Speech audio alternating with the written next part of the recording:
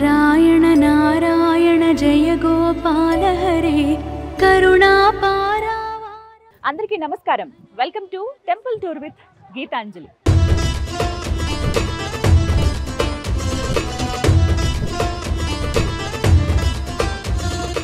అటు దేవలోకాన్ని ఇటు భూలోకాన్ని ఉద్ధరించడానికి అన్నట్లు వేల అడుగుల ఎత్తులో సర్వకోటి ప్రాణులకు ముక్తిని ప్రసాదించేందుకు ముక్తినాథ్ క్షేత్రంలో వైకుంఠ నారాయణుడు ముక్తి నారాయణుడిగా కొలువై ఉన్నాడు. ఆ క్షేత్రం దగ్గర ప్రస్తుతం మనమున్నాము. ఇవాల్టి టెంపుల్ టూర్ విత్ గీతాంజలిలో ఈ క్షేత్ర దర్శనం చేసుకుని స్వామివారి విశిష్టతను తెలుసుకుందాం. రండి. నమో నారాయణాయ. పీతాంబర పరిధాన సుర కళ్యాణ నిధాన నారాయణ నారాయణ జయ గోవింద హరే నారాయణ నారాయణ జయ గోపాల హరే.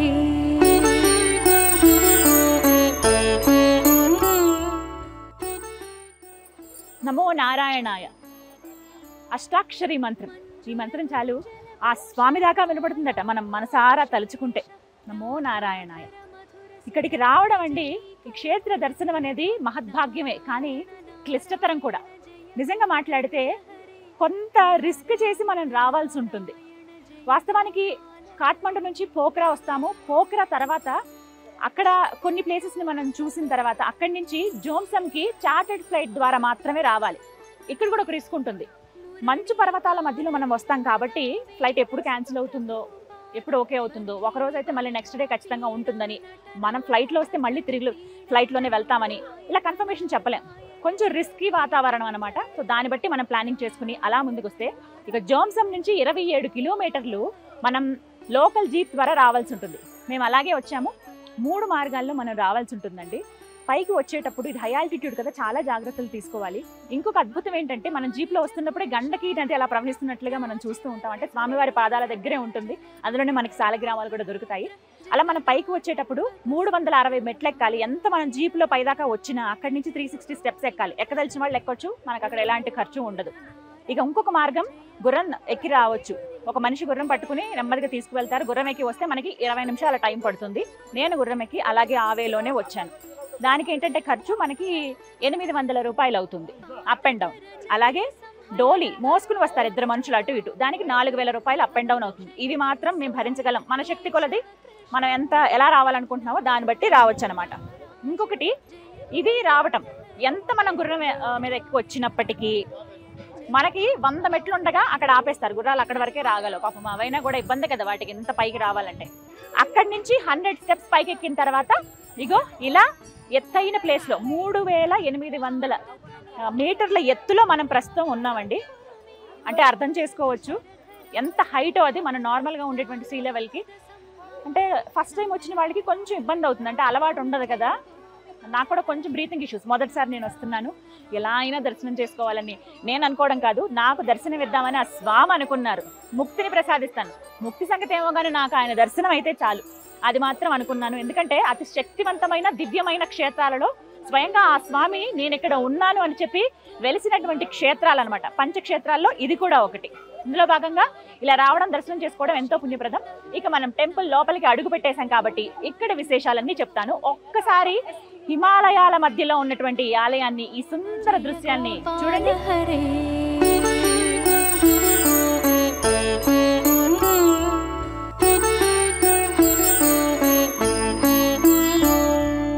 విశ్వామిత్ర మఖత్ర వివిధ పరాసు చరిత్ర ధ్వజ వజ్రాంకుశ పాద. డైరెక్ట్ గా వచ్చి మనం స్వామివారిని దర్శనం చేసుకోవచ్చండి. కానీ ప్రత్యేకంగా ఇక్కడ భక్తులు ఒక నియమంగా పాటిస్తారు. అదేమిటంటే స్నానం ఆచరించి ఎంత మన శుభ్రంగా వచ్చినా కూడా స్వామి దగ్గరే స్నానం ఆచరించి ప్రదక్షిణ చేసుకుని వెళ్ళి వారి దర్శనం చేసుకోవాలి అని. అయితే గుండల్లోనో ఏ సరస్సులోనో ఏ నదిలోనో స్నానం చేయటం కాదండి, ప్రత్యేకంగా అంటే సహజ సిద్ధంగా హిమాలయాల నుంచి వచ్చేటువంటి ఆ పవిత్రమైన జలాలలో స్నానం ఆచరించి స్వామి దర్శనానికి వెళ్తారు. ఆ జలాలు ఎక్కడున్నాయో తెలుసా? రండి చూపిస్తాను. ఇది ఆలయం. ఇలా లైన్లో వెళ్తున్నారు కదా, ఇలా తిరిగి మనం వస్తే ఒక ప్రదక్షిణ చేసినట్టు. భక్తులు ఇక్కడ స్నానం ఆచరించేటువంటి ఆ పుణ్య జలాలు ఎక్కడి నుంచి వస్తున్నాయో తెలుసా? సాక్షాత్తుగా ఆ కైలాసం నుంచి వస్తున్న నీరుగానే భావిస్తారండి. ఎంత చల్లగా ఉంటాయంటే ముట్టుకుంటే 2 నిమిషాలు ఇక్కడ ఉన్నామంటే ఖచ్చితంగా గడ్డగట్టేస్తాం. అలాంటి చల్లదనం ఇక్కడ ఉంటుంది. చాలా మంది భక్తులు స్నానం చేసుకుంటూ వెళ్తున్నారు చూసారా, 1 సెకండ్ ఉంటారు అంతే. ప్రతి పైపు నీళ్లు అంటే తట్టుకునే శక్తి ఉండాలి. అలవాటు ఉన్న వాళ్ళు అయితే ఉంటారు. దగ్గర ఇప్పుడు మనం ఉన్నది 3 డిగ్రీల టెంపరేచర్ దగ్గర, అలాంటిది ఆ నీరు ఇంకా చల్లగా ఉంటాయి. మొత్తం ఈ 108 పైపుల నుంచి నంది నోట్లోంచి వస్తున్నటువంటి ఆ పుణ్య జలాలు, కైలాసం నుంచి సాక్షాత్తుగా వస్తున్నటువంటి ఆ పుణ్య జలాలలో స్నానం చేస్తే ఎంతో పుణ్యం అని భావిస్తారండి. అదే స్నానం చేసే వాళ్ళు చేస్తారు, మిగతా వాళ్ళు ఏంటంటే మామూలుగా మనం సంప్రోక్షణ చేసుకుంటాం కదా నదిలో నీళ్లు, అలా నేను అదే విధంగా చేసుకుంటూ గబగబా అక్కడ దాకా వచ్చేస్తాను. హాఫ్ సర్కిల్ ఉంటుంది, కరెక్ట్గా టెంపుల్ ఎక్కడ వరకు ఉందో, స్వామి ఎలా కొలువైనారో అక్కడ వరకు ఉంటుంది. గబగబా నేను ఇలా నీటిని సంప్రోక్షణ చేసుకుని వస్తాను. మీరు కూడా నాతో పాటు రండి. స్వామి నమో నారాయణాయ, నమో నారాయణాయ, నమో నారాయణాయ, నమో నారాయణాయ, నమో నారాయణాయ, నమో నారాయణాయ, నమో నారాయణాయ, నమో నారాయణాయ, నమో నారాయణాయ, నమో నారాయణాయ, నమో నారాయణాయ, నమో నారాయణాయ, నమో నారాయణాయ, నమో నారాయణాయ, నమో నారాయణాయ, నమో నారాయణాయ, నమో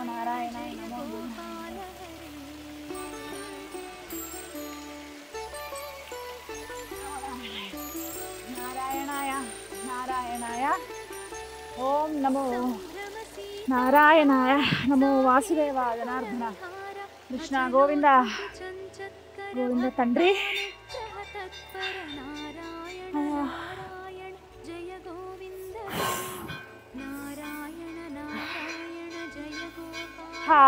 చేతులు చూసారా ఫ్రీజ్ అయిపోతున్నాయి, రక్తం కూడా దగ్గరికి గడ్డ కట్టేసింది. సాధారణంగా నేను చలికి తట్టుకోవడం చాలా తక్కువ అండి. అయోధ్య వెళ్ళినప్పుడు ఇలాంటి అనుభూతి చెందాను నేను. అలాంటిది మళ్ళీ ఇక్కడ ఇలా మనం సగం ప్రదక్షిణ పూర్తి చేసాం. అలాగే 108 దివ్య జలాలతో మనం సంప్రోక్షణ చేసుకున్నామనే చెప్పుకోవాలి. ఆ 108 తీర్థాలకు మనం వెళ్ళగలమో లేదో, ఇక్కడే ఆ పుణ్యం మనకు వచ్చినట్టుగా మనం భావించాలి. అక్కడితో స్నానం ఆచరించడం పూర్తవలేదండి. ఇంకా అతి ముఖ్యమైనది ఈ ముక్తినాథ్ క్షేత్రంలో ఏమిటో తెలుసా? స్వామికి ఎదురుగుండా సూర్యచంద్రులు అని చెప్తున్నటువంటి 2 గుండాలు మనకు కనిపిస్తాయి. అయితే ఒకటి పాపపు గుండం, ఇంకొకటి పుణ్యగుండం అంటారు. ఎవరైతే ఈ 108 జలాలతో స్నానం ఆచరించి వస్తారో ఆ తర్వాత వాళ్ళు వచ్చి స్నానం చేయవలసిన ప్రదేశం ఇక్కడేనండి. ఇది పాపగుండం అంటారు. అంటే ఇప్పటి వరకు ఎన్ని పాపాలైతే చేశారో అవన్నీ ఇక్కడ నశిస్తాయి. ఈ గుండంలో 3 సార్లు మునక వేస్తే స్వామి ఖచ్చితంగా ఆ పాపాలని నివృత్తి చేస్తాడు అని చెప్తారు.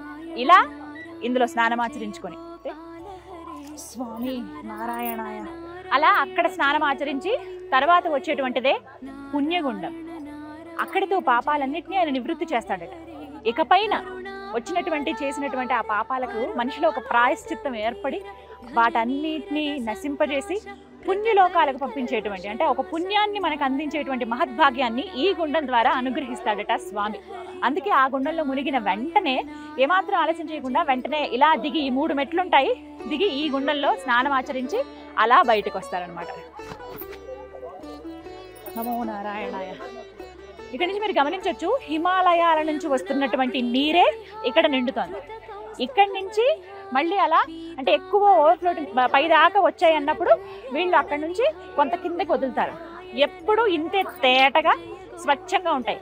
ఎంతమంది మునక వేసినా, ఎటువంటి వాళ్ళు వచ్చినా వాళ్ళ పాపాలను పుణ్యాలుగా మార్చి ముక్తిని ప్రసాదించే దేవుడే ఆ శ్రీమన్నారాయణుడు.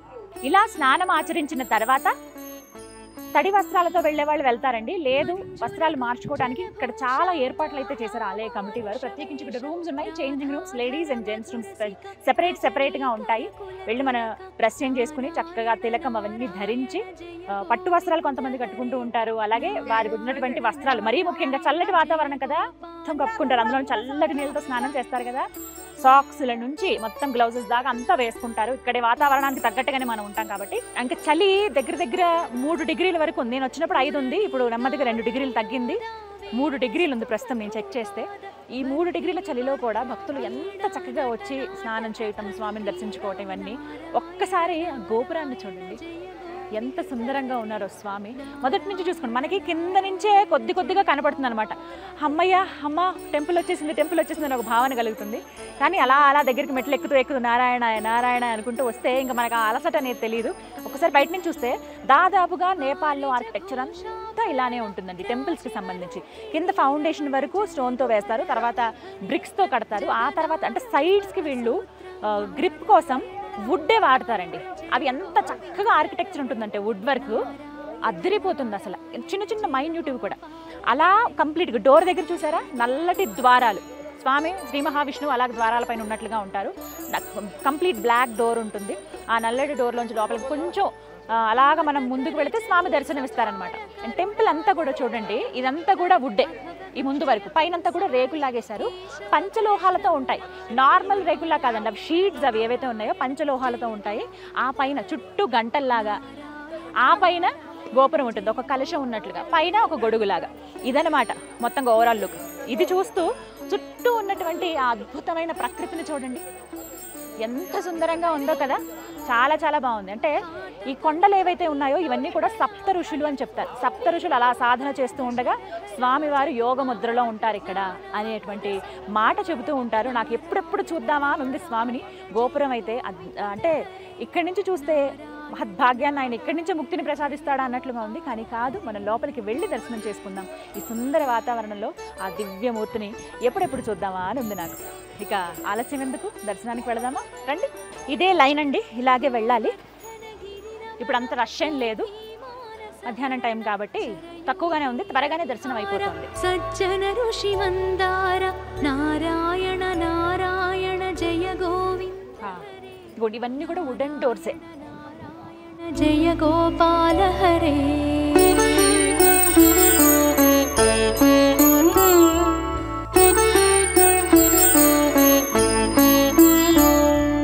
విశ్వామిత్రమఖత్ర వివిధ పరాసు చరిత్ర ధ్వజ వజ్రాంకుశపాద ధరణీ సుత సహమోద.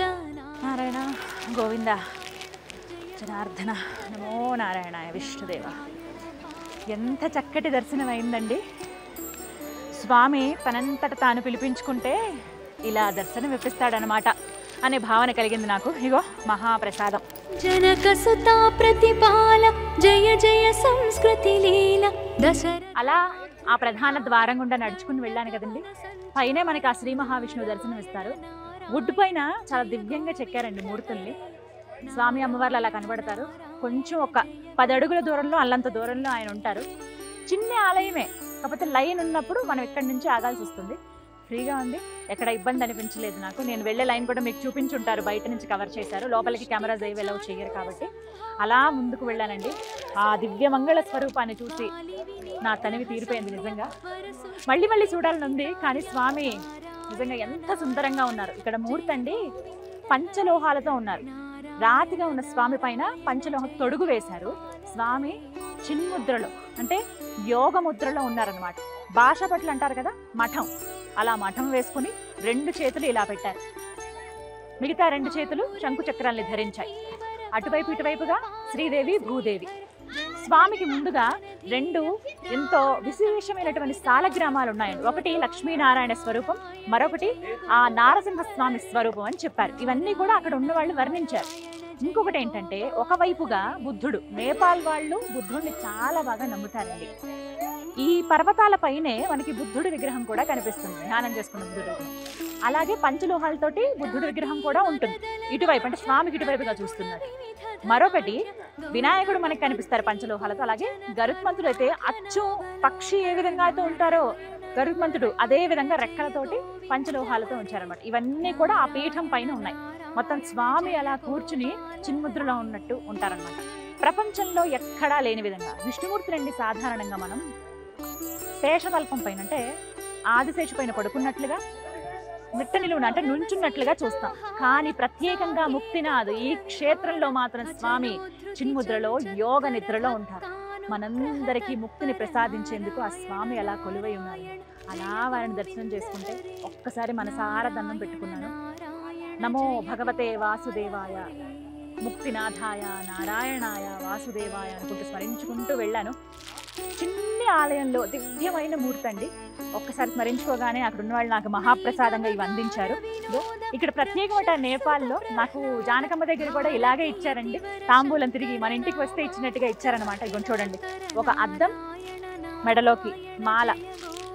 ఇదే మాదిరిగా నాకు మనోకామనాదేవి దగ్గర కూడా ఇచ్చారండి. ఇదిగో ఇది మనోకామన అమ్మవారి దగ్గర ఇచ్చినటువంటి మాల.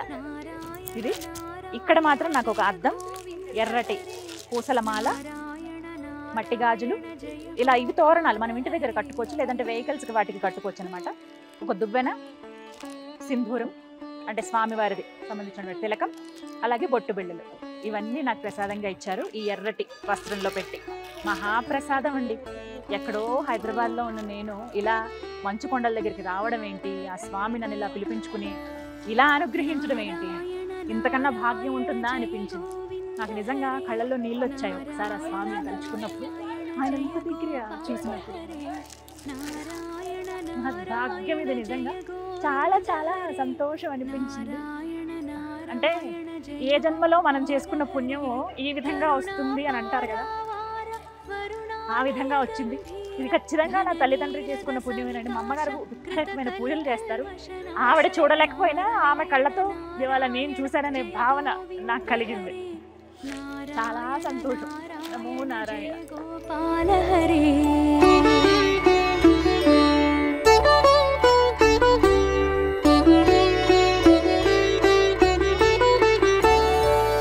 యమునా తీర విహార ధృత కౌస్తుభమణిహార పీతాంబర పరిధాన సుర కళ్యాణ నిధాన. ఈ మంచు కొండల మధ్యలో స్వామి కొలువై ఉండడానికి ఒక కారణం చెప్తారండి. ప్రత్యేకించి ఒక కథ అని కూడా చెప్పుకోవాలి.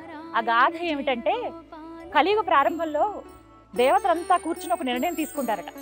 డైరెక్ట్గా వెళ్ళి భక్తులకి కరుణించడం, కనపడడం, ఇవన్నీ మనం ఇంకా మానేయాలి, ఇక్కడితో మనం ఆపేస్తున్నాము. ఒకవేళ భక్తులను అనుగ్రహించాలనే ఉద్దేశం ఉంటే ఆ దైవాలకి ఎవరి ద్వారానో వెళ్ళి, అంటే మానవ రూపంలో వెళ్ళి, మనం అంటాం కదా అమ్మ దేవుళ్ళ వచ్చావయ్యా అని అంటాం కదా, అలా అనమాట. అప్పటి నుంచి వచ్చిందే ఆ మాట. అలా అనుగ్రహిద్దాము అని మాత్రం నిర్ణయించుకోండి. మరి ఆ ఒప్పందం కదా, అందరూ ఒక మాట అనుకోవాలి, ఆ మాట మీద నిలబడాలి. అదేవిధంగా ఆ శ్రీ మహావిష్ణువు, ఆ శివయ్య అందరూ అదే మాట మీద నిలబడి, ఇందులో భాగంగా శ్రీ మహావిష్ణువుకి ఒక తపన, భక్తులను అనుగ్రహించాలి, భక్తులతో మాట్లాడాలి. ఆయనతో మాట్లాడుకుంటూ ఆయన ఉండలేడు, మనందరి తండ్రి కదా, పిల్లల్ని చూసుకునే ఆయనే కదా. ఇంతమంది భక్తులు నన్ను దర్శించుకోవాలని, నన్ను చూడాలని, నన్ను ఒక్కసారైనా కనీసం తాకాలని ఇలా అనుకుంటున్నారే, వాళ్ళ కోరిక నేను తీర్చాలి కదా అని ఆ స్వామి ఒక్కటే నిర్ణయించుకున్నారట. అందరు దేవతలు కూర్చున్నప్పుడు ఒక మాట చెప్పారట, సరే మీరు అన్న మాట మీద ఒప్పుకుందాం, కానీ పంచక్షేత్రాల్లో నా అంతట నేనుగా అక్కడ కొలువై ఉంటాను, నన్ను గనక దర్శించుకుంటే ఒక ముక్తిని నేను ప్రసాదిస్తాను, నాతో మాట్లాడిన భావన, నన్ను తాకిన భావన ఖచ్చితంగా వారికి కలుగుతుంది, నేనే అక్కడ కొలువై ఉంటాను స్వయంగా అని చెప్పారట. ఆ క్షేత్రాలే ఇప్పుడు మనం ఉన్నటువంటి ముక్తినాథ్, బదరీనాథ్, పూరి జగన్నాథ్, శ్రీరంగం, తిరుమల తిరుపతి దేవస్థానం, శ్రీ వెంకటేశ్వరుడు. ఈ 5 క్షేత్రాలలో స్వయంగా స్వామి వారే కొలువై ఉన్నారండి. అలాంటి దివ్యమైన క్షేత్రం ఇది. ఇక్కడ మనం చూసినా కూడా మూర్తి, నేను మాటల్లో అంటే నేను ఎన్నిసార్లు చెప్తున్నానని కాదు కానండి, మీరు రండి ముక్తినాథ్. స్వామి ఎంత దివ్యంగా కనపడతారంటే, ప్రపంచంలో ఎక్కడా లేని విధంగా ఆ శ్రీ మహావిష్ణువు చిన్ముద్రలో ధ్యానం చేస్తూ యోగ నిద్రలో మనకు కనిపిస్తారు. శ్రీదేవి భూదేవి 2 వైపులా ఉండగా ఆ స్వామిని అలా చూస్తే నిజంగా 2 కళ్ళు సరిపోవండి. ఎన్నో జన్మల పుణ్యఫలం. నాకు ఇప్పుడు తలుచుకున్న రోమాలు ఎక్కబడుస్తున్నాయి. ఇక్కడ వాతావరణం, ప్రకృతి ఒడిలో స్వామి ఉన్నారు. ఇక్కడ ఉండడం కూడానండి, కైలాసాల్లో ఆ శివయ్య ఉంటారు. కొంచెం ఇటువైపుగా వస్తే ఈ 7 కొండలు, ఇక్కడ ఇంకా ప్రత్యేకం. 7 కొండల్లో ఆ వెంకన్న కొలువై ఉన్నాడు. ఇక్కడ ఉన్న ఈ మంచు కొండలు, ఇవి కూడా 7 కొండలే. ఈ 7 కొండల్లో ఆ ముక్తి నారాయణుడు కొలువై ఉన్నాడు. నమో నారాయణ. ఎన్నిసార్లు చూసినా తనివి తీరని రూపం ఆయన సొంతం అండి. నిజంగా చాలా చాలా హాయిగా ప్రశాంతంగా అనిపిస్తుంది ఇలాంటి వాతావరణంలో కూర్చున్నప్పుడు. నాకు ఏ దేవాలయానికి వెళ్ళినా ఈ భావన ఉంటుంది. ఇక్కడ రెట్టింపైందని చెప్తాను ఖచ్చితంగా. అందులో ఇంకొక మాట చెప్పాలి, మంచు పర్వతాల మధ్యలో ఉన్నాము. ఈ పర్వతాలన్నీ కూడా సప్త ఋషులు వాళ్ళు ధ్యానం చేస్తూ సాధన చేస్తూ ఉంటారట ప్రతినిత్యం. సప్త ఋషులు చుట్టూ కవచంలా ఉండగా స్వామి మధ్యలో చిన్ముద్రలో మనకి దర్శనమిస్తారు. ఎవరైతే నేపాల్ టూర్ వస్తారో ఖచ్చితంగా ఆ ముక్తినాథుడిని దర్శనం చేసుకోండి, తరించండి. చలండి అలా అలా అలా తగ్గుతోంది. ప్రస్తుతం -2 ఉందట. నేను వచ్చింది 5 డిగ్రీలు ఉన్నప్పుడు, అలా అలా తగ్గుకుంటూ -2కి వెళ్ళిపోయింది.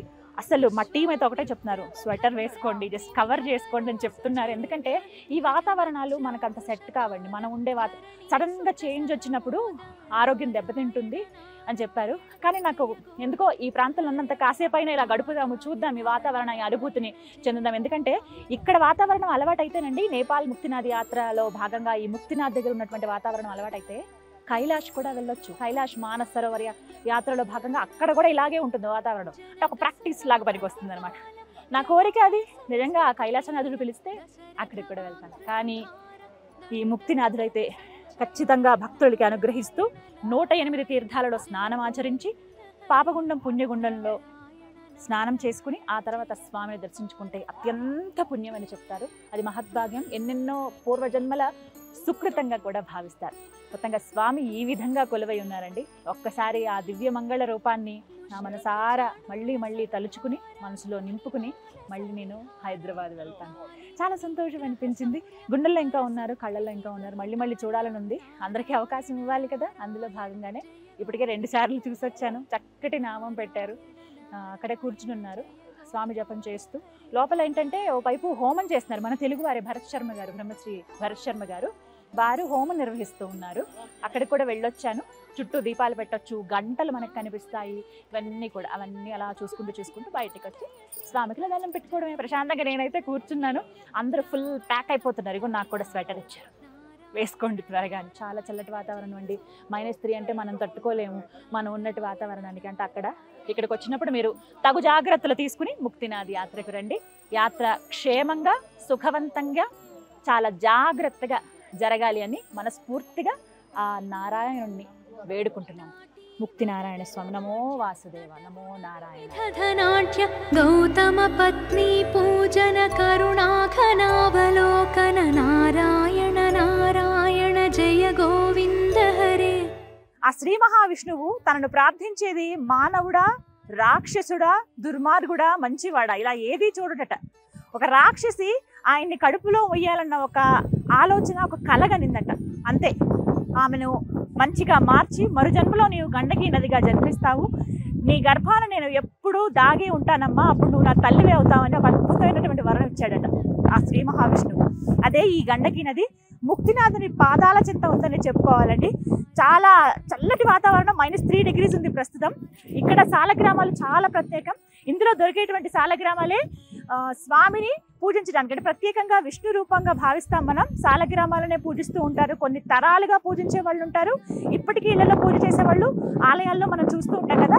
ఈ గండకీ నదిలో దొరికే సాలగ్రామంతో మాత్రమే స్వామివారి విగ్రహాలను చేస్తారు. చూసుకోవాలి, చాలా ఓపిక చూడాలి, అందరికీ లభించవు. ఇదే ఆ గండకీ నది. మొత్తం చాలా ఉంటుందండి, హిమాలయాల మధ్యలో ఉందన్నమాట. ఇదే ఇవాల్టి టెంపుల్ టూర్ విత్ గీతాంజలి. మరో దివ్య ఆలయ సందర్శనంతో మళ్ళీ మీ ముందుకు వస్తాను. అంతవరకు సెలవు. నమో నారాయణాయ.